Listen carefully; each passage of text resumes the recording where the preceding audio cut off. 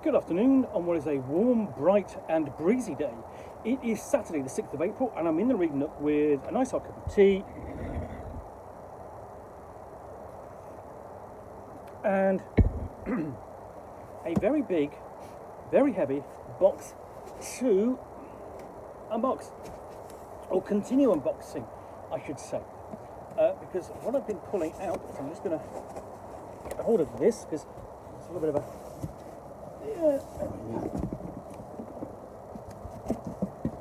see, it's so big, it's actually been a bit of a logistical nightmare to do.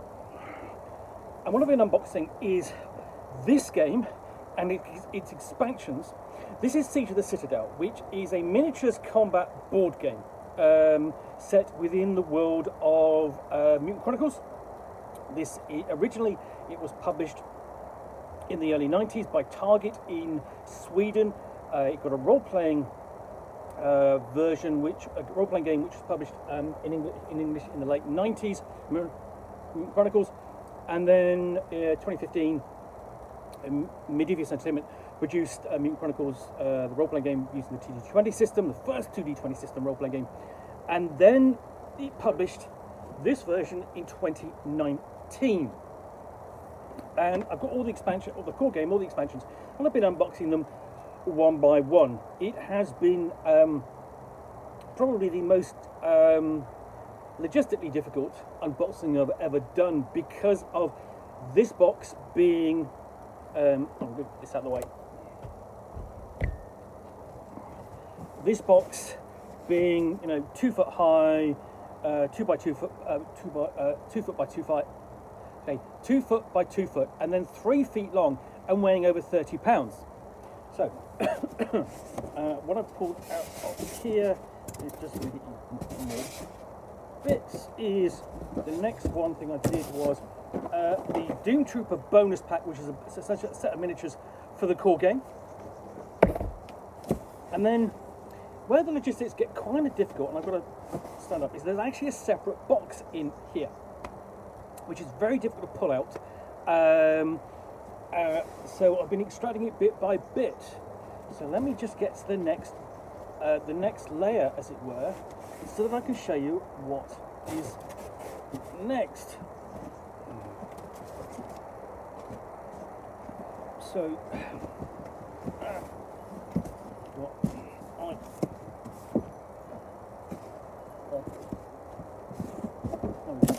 see, just logistical fun and games.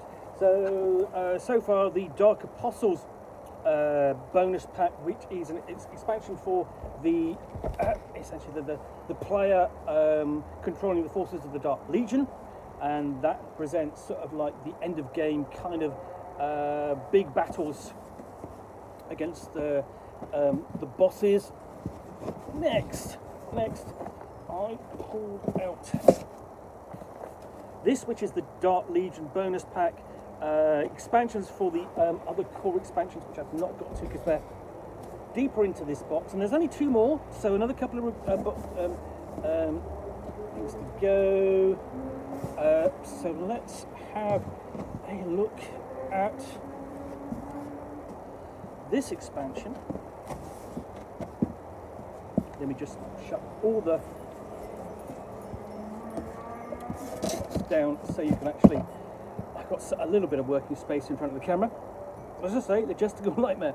So this is Luna PD for Siege of the Citadel. So, the mean streets of Luna. Luna, the heart of human civilization, headquarters of the cartel and the home of the first cathedral of the Brotherhood. A sprawling metropolis that towers towards the heavens, burrows deep beneath the moon's silver crust, and circles brazenly above the ruined earth below. Nestled at the centre of this urban web are the mega corporations protecting their own with private militaries and unequivocal force. Policing the streets beyond the supposed sanctity of the mega corporation safety zones requires iron resolve. Remaining alive on the beat requires a keen eye, fast reflexes, and the mental fortitude to confront horrors that would freeze most people's blood. For centuries of darkness lurk in the shadows of the city, ready to corrupt or crush any hapless soul that wanders by.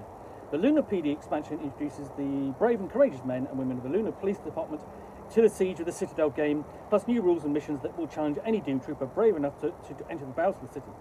The menacing force of dread, dark manifestations of the creatures of darkness, and deadly critical injury rules provide a whole new level of threat to the game, while the hunt for a deadly enemy promises only glory or death. So you don't need anything more than this to play, plus the core rules. And this is what you've got. On the back, you have, so let's get inside and find out what the contents are. Now, essentially, the Mean Streets of Luna is sort of like, in the role-playing game, is the main setting for the game. It's sort of like neutral ground where all of the factions meet and interact, whereas sort of like all the other places generally are dominated by one faction or another. And in between it, you've got the Lunar PD, the basically local law enforcement trying to keep the peace, whether that's from between skirmishes between the corporations, or encounters with the dark symmetry, or dealings with the city's criminality. So let's get this box open. So first off, we have rules and mission book. So we've got basic component list and setup and gameplay, explaining the extra content, and in the core kind of default game, you literally play members of the Lunar PD, investigating and so on, but other missions are available. And then we get into the individual missions that are going to take you across the mean streets of Luna and below.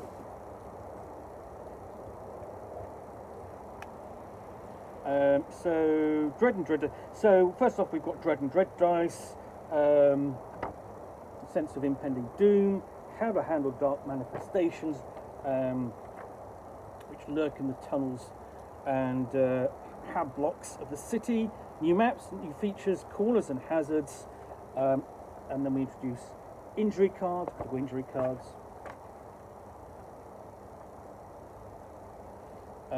And then we don't have so much missions, as it were.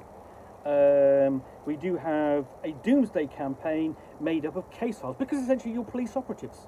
You are law enforcement operatives dealing with issues. So you have sort of like the map set up, and then you've got corner pieces and corridors. So you've got a little bit more progression through movement, and you've got a Lunar PD report there to give you a bit of colour and flavour, and it's going to do the same and again and again. So this is very much an urban environment.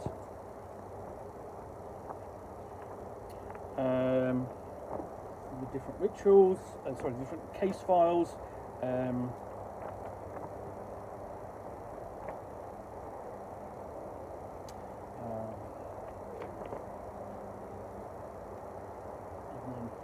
Fantastic piece of artwork there.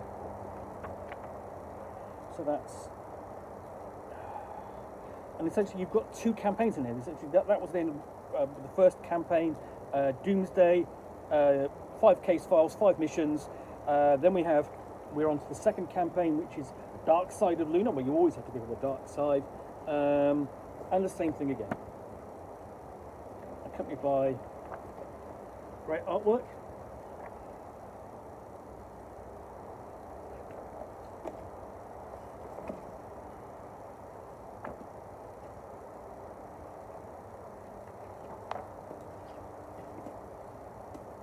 So you've got another 5 missions here, and then you've got basically explanations of sort of the different factions, so the different characters on the back, and the Dark Legion factions.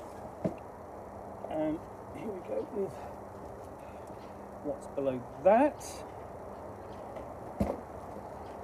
which includes a new player board. You've got the health tracker and the card placement on there, and actually below that you've actually got other things as well. So cards and more. So let's have a look at, including little orange pegs for the tracker board, so put those back in. And then you've got the miniatures.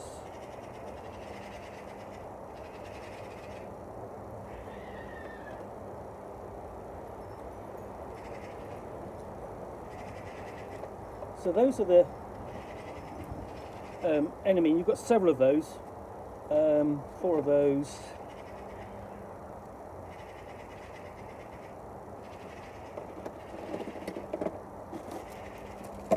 You've got a couple of packs. You've got some pegs, got some Ziploc bags, new dice. Those are going to go with the Dread dice, I presume. And you've got a couple of bags, more bags of miniatures, so we'll have a look at those next.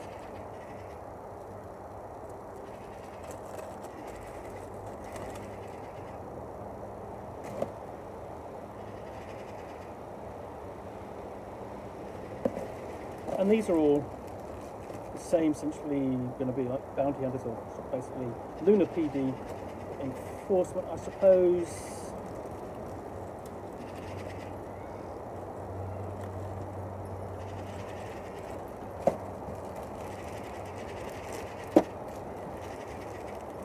And you know, the dice there are going to be handling things like critical injuries and stuff like that. You've got cards for those, and then you've got more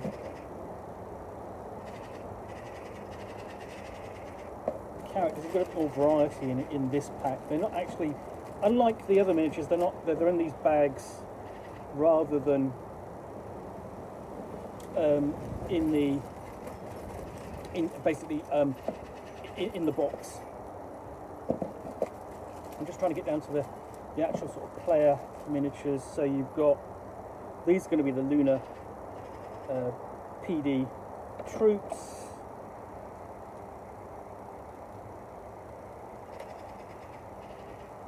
And that you get the impression, essentially, with these big shoulder bags, they kind of here, you're sort of straying onto, well, Judge Dredd territory more than anything else. And you kind of get that feeling in general with, certainly with the Lunar PD setting. It's the nearest equivalent in gaming and in terms of a setting. Then you've got multiple decks of cards. Let's just get this one up and open it, find out what you've got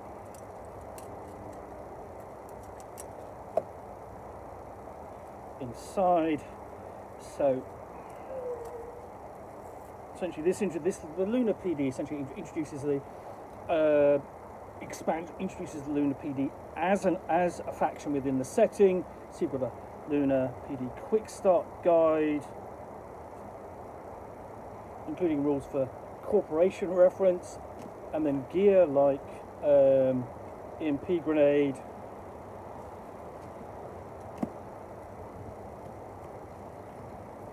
and more EMP grenades, Phoenix harness,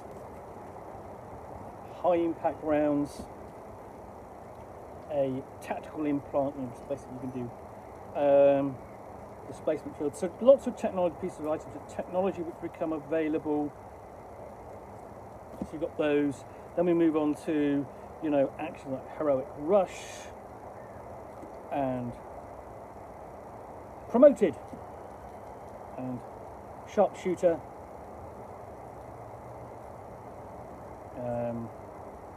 Coordinated Maneuver, and then below that we have Manifestation reference. You have sort of like the cards for those miniatures, so you know they can bring tentacles into play and be all shadowy. So are those. You've got lots of those. Final Sacrifice. Quite a lot of those actually. You know, sort of like that's quite a lot of options there for that character type, that monster type. And then we've got the injury cards. So rattled nerves and nerve pain, internal bleeding,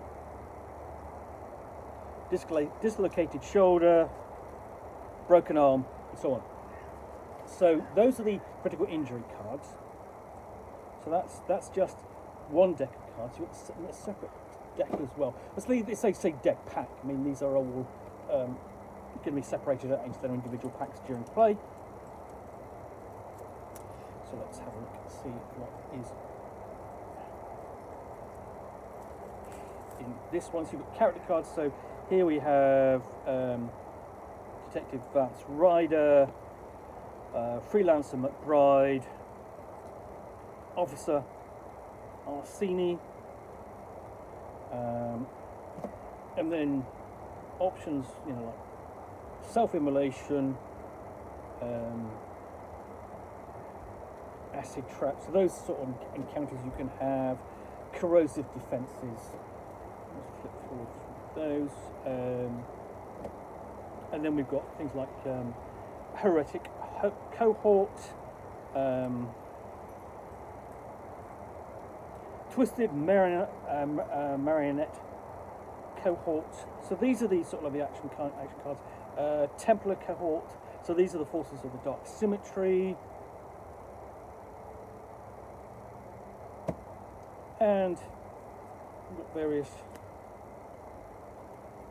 resource cards, and then action cards you can conduct, like psychological research, mutated DNA recovery. These are the mission cards. Data extraction, Templar bounty, so on. So that's the first level. That's in the opening tray of the Lunar PD setting. So I'm going to take that out. Put that over there for the moment.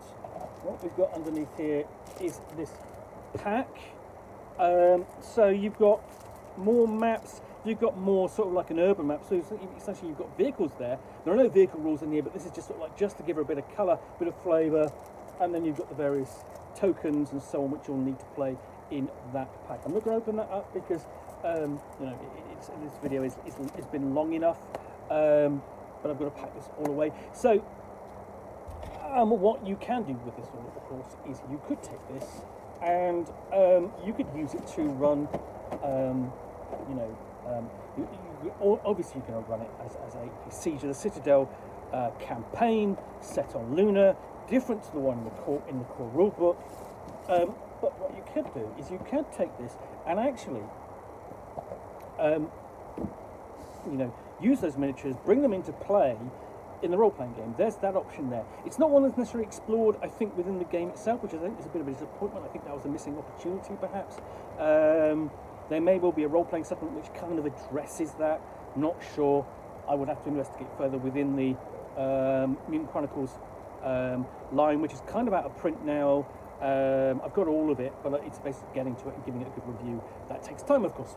So, thanks for watching another unboxing in the Nook. If you enjoyed this, then please do click on the like button down below. And of course, if you've got any comments or feedback, I do appreciate you taking the time to post those. And lastly, if you want to be alerted to yet more unboxings where you will see me out here with with a box, hopefully not as heavy as that one, from which I will unbox, in this case, an expansion to a miniatures combat game, and talk about it to the best extent of my knowledge for roughly 10 minutes or so, all of course accompanied by a nice hot cup of tea.